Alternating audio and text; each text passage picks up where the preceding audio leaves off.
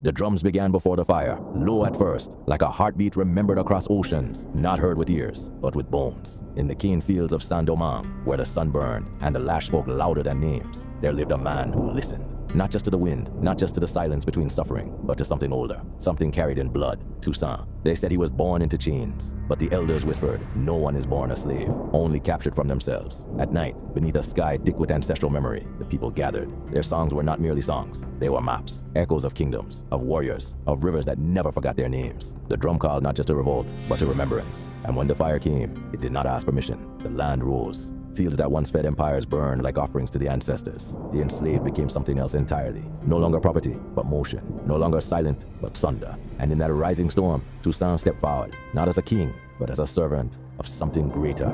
He did not shout. He organized. He studied the enemy the way hunters study lions. Patient, precise, unafraid. He turned scattered rebellion into rhythm, into formation, into force. Men and women who had known only the crack of the whip now moved like warriors reborn. Not reckless, but disciplined. Not chaotic, but deliberate. Toussaint understood something powerful. Freedom was not just a cry, it was a structure. He rode across the island like a shadow of destiny, negotiating when needed, striking when necessary. Spanish, British, French. Empires circled like vultures, each thinking they could claim the chaos. But Toussaint was not chaos. It was strategy wrapped in calm. When France, shaken by its own revolution, declared slavery abolished, Toussaint saw opportunity, not surrender. He aligned, not out of loyalty, but vision. Because freedom, once spoken into law, could be sharpened into permanence. And still, he remembered Africa, not as a place alone, but as a way of being, in the way elders were respected, in the way land was not owned, but honored, in the way community stood taller than any single man. Even as he rose to power, he did not crown himself. Instead, he built roads, order, systems, a fragile balance between freedom and survival in a world that feared both. But empires do not forgive what they cannot control. Napoleon came,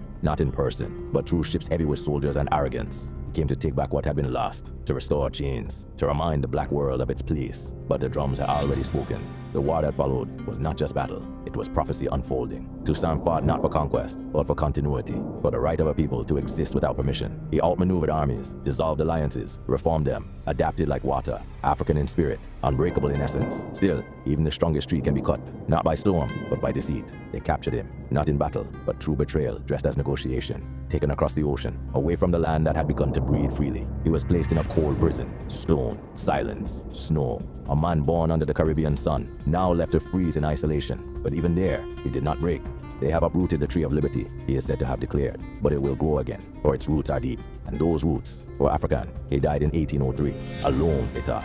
But they misunderstood something fundamental. Toussaint was never just a man, he was a beginning. Because back in Saint-Domingue, the fire had not gone out, it had spread.